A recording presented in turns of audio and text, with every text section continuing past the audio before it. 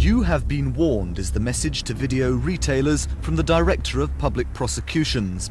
If you stock any of the 62 titles on a list circulated by Scotland Yard, you could end up in court. Welcome back, Vault Dwellers, sickos, and cinephiles to Retro Vault. So this is part 4 of our deep dive into the wild, weird, and frequently banned world of the video nasty B-movies. Those charming little reels of moral panic that gave the UK censors heart palpitations way back in the 80s. We're still trekking through the infamous Section 1 through Section 3 lists, and trust me, we've got plenty more to go. This isn't the end of the road, this is just another rest stop on the highway to grindhouse hell. And if you somehow missed parts 1 through 3, don't you worry. There's links waiting for you at the end of this video. Today's lineup, it's a smorgasbord of fake snuff, jungle cannibals, Nazi camp sleaze, and a Mexican were-ape in wrestling tights. So grab your VHS rewinders, hide the tapes from the moral majority, and let's start counting down from the least nasty to the absolute filthiest of the bunch.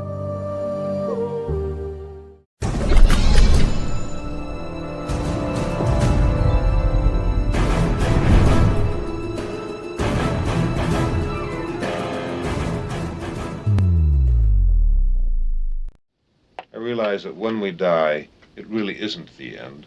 Somehow I feel the soul in each of us remains a traveler forever. During the past 20 years, I know that my compulsion to understand death was much greater than just an obsession. Faces of Death might be the most infamous documentary you're ever gonna see. Except, there's a spoiler here, half of it's fake. The film sells itself as this guided tour through real death, mixing stock footage of accidents and animal slaughter with stage scenes that range from creepy to just downright cheesy. How do you feel about the thought of going into the water with a potentially dangerous animal? Not me, no more. It was a rent me dare on VHS shelves, the tape your older cousin swore was just totally real as he shoved it into the video player.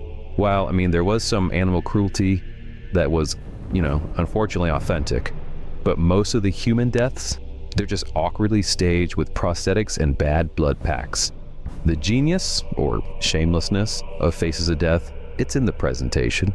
As he explained his beliefs and methods, I realized I was dealing with a maniac. The solemn narration. Many of those who witnessed the crash and the aftermath which followed are still to this day under psychiatric care. The morbid score, and the claim that you're watching forbidden footage. It's exploitation marketing 101. The aura of danger got it onto the Nasties list, even if time has turned it into a curio rather than a shocker. It's more of a cultural artifact than a gore fest. But back then, this was the stuff playground legends were made of. Are having problems with what they consider to be a menace. Mrs. Ellis, can you tell me about that problem? Yes, I'm very concerned. We've got a big alligator out there in that lake, and I'm really worried about it.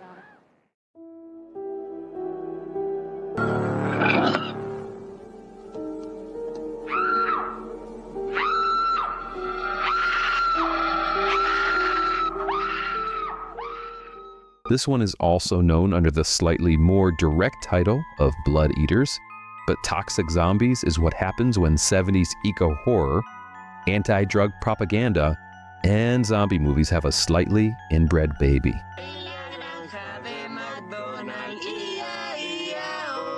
The setup is just golden. A group of hippie marijuana farmers, they're targeted by the feds, who decide the best way to handle the problem, it's to spray their crops with a brand new experimental chemical. And what's the result? Well, a batch of bell-bottomed, headband-wearing flesh eaters with a taste for hikers. The pacing is pure slow burn. Think Night of the Living Dead, if George Romero stopped like every 10 minutes for a public service announcement. The gore is minimal, but present, with some surprisingly effective makeup given the micro-budget. What it lacks in shock factor, it makes up for its earnest weirdness. The director pulled a triple duty as star, writer, and producer, which is proof of just how DIY the production was. UK censors slapped it onto the Section 3 list. It was never truly infamous for its gore, though. Instead, it's kind of a curiosity for zombie completionists. is sort of a celluloid time capsule from an era when environmental horror meant don't eat the corn, it might turn you into a ghoul. It's not nasty in the blood-soaked sense, but for VHS collectors, it's the sort of oddball title that makes you wonder what other drive-in junk is still hiding out there.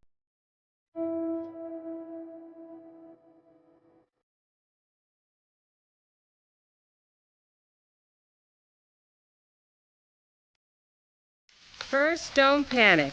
Second, go up, not down. What's the third? Actually, the most important of all, stay at home and forget it. Never, never go in the woods alone. I think the name says it all. This is not a movie about subtlety. Don't Go Into the Woods Alone is the kind of low-budget backwoods slasher that delivers exactly what's on the tin. People go into the woods, even though they were told not to. You get lost or hurt in the wilderness alone, you've had it, you're dead. And a killer in shabby pelts murders them in increasingly silly ways. Roll credits. The plot follows 4 campers as they bumble around the Utah wilderness, occasionally intersecting with a string of hapless side characters like birdwatchers, painters, some honeymooners. Cherry, you're the most beautiful thing that ever came into my life. Oh, Dick. Who all meet the same grim ends. The killer, a hulking, bearded man who looks like he escaped from a community theater production of Grizzly Adams, dispatches victims with whatever's on hand. Knives, branches, and in one case, pure brute force. What makes this such a video nasty curiosity? It's the tone. It's just relentlessly goofy. Peter, you better bring up the rear. Even when it's trying to be scary. The acting ranges from wooden to just outright bizarre, and the editing feels like it was done with garden shears. But the kills, and brief as they are, were enough to land it in Section 3 territory. For slasher completists, it's essential. For everyone else, it's a campfire oddity. Proof that sometimes so bad it's good is exactly the point. This place, he's in there. He would have already heard us. We need food if we're gonna make it out of here. If it's his food, I'll still take it. To harass, to worry, to importune, to pursue, to persecute, decay, crumble, rot, die. Also known as expose, this UK entry into the Nasties canon is a slow, sticky blend of erotic thriller and psychological horror. Udo Kier, I'm sure I said that wrong, stars as Paul Martin. He's a paranoid novelist retreating to the countryside to finish his next book. As a rule, I don't like people about. I don't trust them. His new secretary, Linda Hayden, she seems helpful enough until her presence stirs up a mess of lust, mistrust, and a little bit of blood. Everything all right? Fine. You've been a long time. And coming? The nastiness here isn't constant gore. It's the uneasy mix of sex and violence simmering just beneath the surface. You are a very attractive girl. Does that upset you? No, not in the slightest. Not in the slightest. The murder scenes, when they finally arrive, they're brief but brutal. And Clark shoots them with a cold, almost like clinical detachment. For 1976 Britain, the combination of nudity, lesbian undertones, and sudden bursts of knife work was enough to send it straight to Section 3 list. Production-wise, the film's small cast works in its favor. Kier, all sweaty intensity and barely suppressed rage, carries the paranoia. They were after me, going for me. While Hayden plays her role with a sly, unreadable calm. Oh, come on now, Paul. Calm down. Tell me what the matter is. There's a layer of exploitation grime here, but also an artsy patience that you don't often find in grindhouse peers. Today, House on Straw Hill stands out as one of the more polished nasties, a movie that aims for psychological unease rather than splatter, but still found itself hauled into the same courtroom as the gut munchers and slashers. Kill you. Why? Because you're a fraud. F-R-A-U-D spells fraud. Full point. The end. 7 people were murdered last night each with a knife like this. Each was found with a knife like this embedded in his back. Please stop. I don't know anything about knives or what happened last night. How many times are you going to go over this thing? Snuff is just a masterclass in exploitation marketing. So most of it's actually slaughter, a 1971 Argentine cheapie about a Manson family-style cult, complete with bad dubbing and cheap violence. Oh, God! Help me! Somebody help me! But the reason Snuff made history, it's the ending. An awkwardly staged, behind-the-scenes, quote-unquote, scene in which a woman is supposedly murdered on camera for real. The practical effects, they're not convincing. Satan! Satan! Satan! Oh, please, please stop! Satan! Satan! But in 1976, the notion of a genuine snuff film was tabloid dynamite. The distributors leaned in hard, running ads with the tagline, "The film that could only be made in South America, where life is cheap." Anyways, it worked. Protests erupted, news crews showed up at screenings, and moral outrage just practically sold the tickets itself. That's blasphemy! Get out! Good night. The UK tossed it on the Section 3 list, not so much for graphic content. I mean, it's pretty tame compared to its peers, but for its infamous reputation. Ironically, the notoriety has outlived the film's entertainment value. Today, it's slow, clumsy, and just padded within an inch of its life. But as a cultural footnote, Snuff, it's priceless. It's a reminder that sometimes the most shocking thing about a movie is how far the marketing team will go to make you think you're watching something you shouldn't. Are you sorry now you've given yourself to me? No. Being your servant is, in a way, freedom. I demand more than anyone else could. How can you call that freedom? It's what I want. A great honor, because you are to be joined and united with the very best of our great soldiers. You won't be sorry if you perform your duty well. You'll find that more privileges are granted. Nazi exploitation was already pushing buttons in the mid-70s, but SS Experiment Love Camp yanked them out of the wall entirely. The premise? It's women imprisoned in a concentration camp who are subjected to grotesque medical experiments and some sexual abuse under the gaze of sadistic SS officers. The new prisoner? Her experiments are interesting. It's a mishmash of war drama, sleaze cinema. Don't tell me you prefer a book to a pair of beautiful thighs. I smell a dusty book and I want to vomit. And just outright sadism, designed less to tell a coherent story and more just to shock the audience into squirming.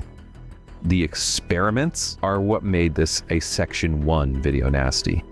There was forced sterilizations, humiliation rituals, and just one notorious scene involving gender reassignment surgery done with like all the subtlety of a meat cleaver.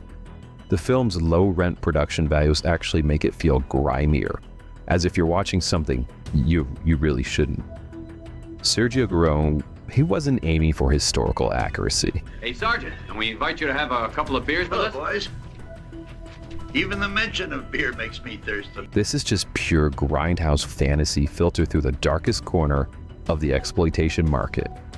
Critics dismissed it as trash, and even other Nazi-ploitation films made this one look kind of restrained.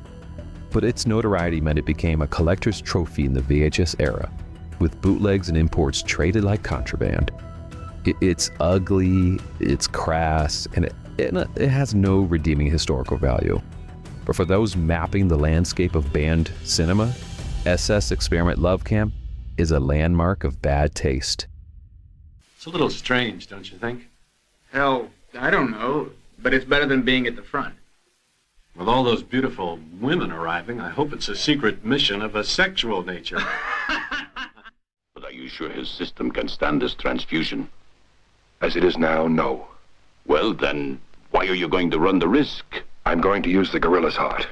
You're going to transplant the hearts. Julio's for that of the gorilla. Only in the late 60s Mexico could a film combine wrestling, medical horror, and gorilla heart transplants into a single movie. And Night of the Bloody Apes, it tells the tale of a desperate doctor who, in an effort to save his ailing son, swaps his heart with that of a gorilla. The result? It's a hulking man-beast prone to sexual assault, murder, and the occasional wrestling match. The movie's tone is just all over the map. I mean, you have sincere melodrama one moment, Elena might die. And if she does, I'm responsible for it. and then cheap monster movie the next. Stock footage of real open-heart surgery pads the runtime and gives it a jarring dash of authenticity, which no doubt helped it earn a spot on UK's Section 2 list. What keeps Night of the Bloody Apes fascinating is its sheer unpredictability. One scene, you're watching a heartfelt plea between father and son. Give me the child. Give me the child. The next, you have an ape man who's tearing through hapless women like a B-movie King Kong on a budget of 20 pesos. It's super sleazy. Think more of your chief than you think of me, don't you? Well, good night. It's sloppy and totally unforgettable. An exploitation cocktail that could only have been mixed south of the border. Are you sure I'm recovering? And that I'll soon be well? Of course you will, Julio. I swear it.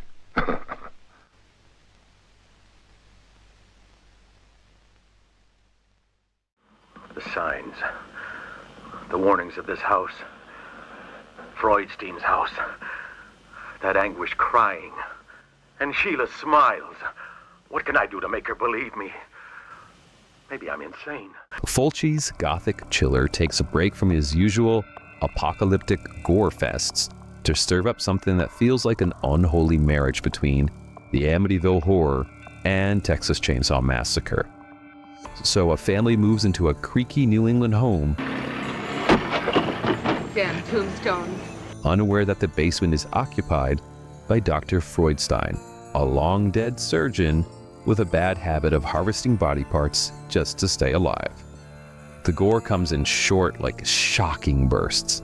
Fulci never met a throat he didn't want to slice. But it's the atmosphere that lingers. You know, like wide shots of autumn woods, dusty interiors, and children staring ominously out of windows, give it an almost like fairy tale menace. The UK Section 2 ban came thanks to its vivid killings and just one prolonged head-stabbing scene that practically begs for a rewind. Fulci's dreamlike editing style adds to the unsettling feel, making it a cut above the average haunted house fare. This stands out as one of Fulci's most accessible nasties. Gruesome for sure, but with enough atmosphere to hook even the non-gore hounds.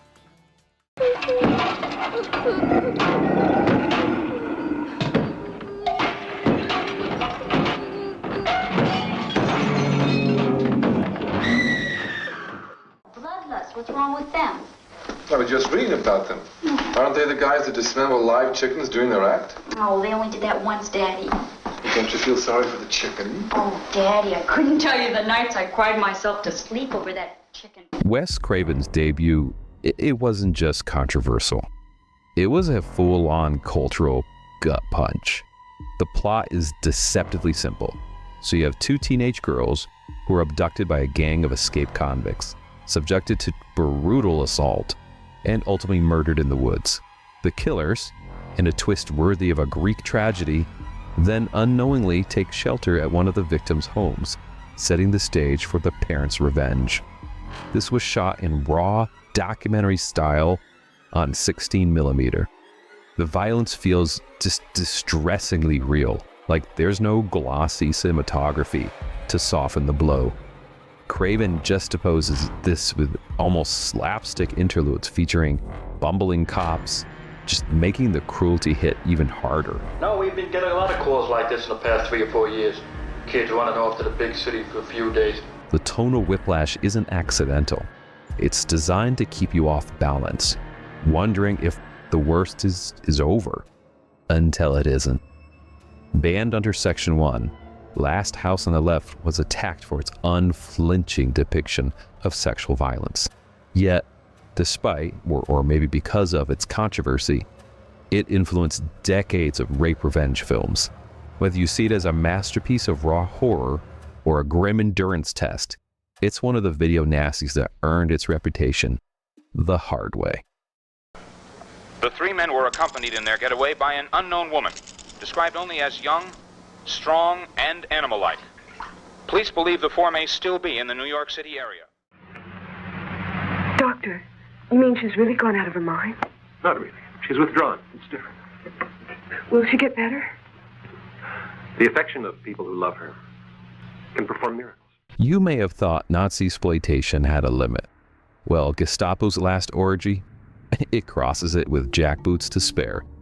This is told mostly through flashbacks, and it follows a Holocaust survivor recounting her time in a concentration camp. This is where she endured torture, degradation, and sadistic entertainment devised by the camp's commandant. The film's visual style alternates between operatic staging and just grindhouse nastiness, with set pieces designed to shock, like forced cannibalism, executions, and elaborate sexual humiliations. The director, he doesn't aim for realism. The camp looks like it was built from plywood and just bad intentions, but the constant barrage of transgressions just makes it feel relentless. Censors, they weren't having it. The UK stuck it in Section 1 exile, and even now, uncut releases are rare. Unlike some exploitation films, there's like almost no camp here to dilute the impact. I mean, it's mean, it's ugly, and confrontational from start to finish. Whether you see it as a calculated provocation or just cheap trash depends on your threshold for a cinematic sin. I don't think I'll make it. Now this place frightens me. This place is only for dying. Now our studies come finally to an end. We got a beautiful female. And I'm sure among these town people, we will just find the perfect nasum. Paul Morrissey, with Andy Warhol's name slapped on the poster, delivered one of the most gloriously warped Frankenstein adaptations ever committed to celluloid. Udo Kier plays the Baron, who's a campy, sex-obsessed scientist trying to create a perfect Serbian race. The Serbian race comes in direct descent of the glory from the ancient Greeks. A project that involves more hands-on involvement with the bodies than most viewers bargain for. 2 girls? 1 man? He must be very powerful. This was shot in 3D, and the film just hurls guts, livers, and severed heads just directly at the audience, while Kier chews the scenery like it's a gourmet meal. His now infamous gallbladder line, it's delivered with such conviction, it becomes cult cinema scripture. Censors had no patience for the mix of explicit gore and sexual perversion. The UK banned it outright under Section 1. There's even some things science cannot modify. Over time, however, the film found an audience, like cult movie fans who appreciated the weird marriage of art house visuals, black comedy, and unapologetic splatter. It's still shocking, but in its own beautifully absurd way. For a whole life of loyalty, I take my own reward. I have my own rights. I have more right to the girl than the Baroness has to the boy. If you bring back Laura and the $6 million, the 10% of that sum is yours. Not a bad offer. I'll do my best. I know you will. That's why I call you. This was Spain's answer to the Italian cannibal wave. El Caníbal drags viewers into a sweaty, suffocating nightmare.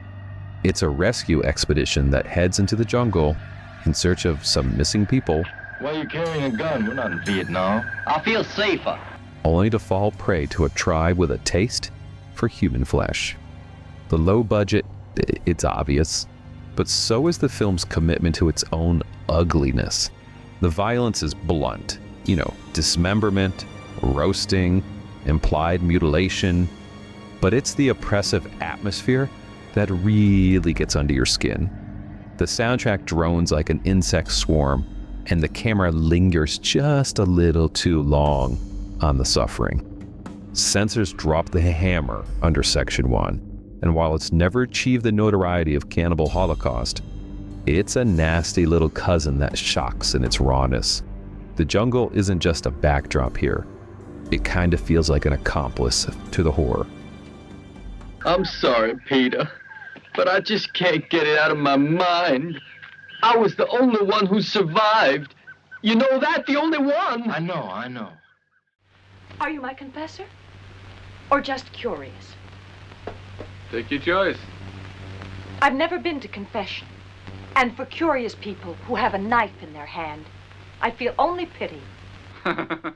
This movie goes hard for the urban menace trope in this grim home invasion shocker. David Hess, reprising his psycho energy from Last House on the Left, he plays Alex, who's a sadistic drifter who, with his partner, they crash a posh dinner party. What starts as crude intimidation escalates into hours of humiliation, assault, and a whole lot of violence. The director keeps the camera just uncomfortably close, forcing the audience into the role of captive witness. The violence, it's not constant, but when it comes, it's sudden and just so nasty. The real cruelty is psychological, watching the captive's spirit break before the tables finally turn. This one went straight to Section 1 purgatory and stayed there for decades. Even today, uncut screenings are super rare because it's a mix of sexual violence and power games that make it one of the hardest watches of the video nasty canon.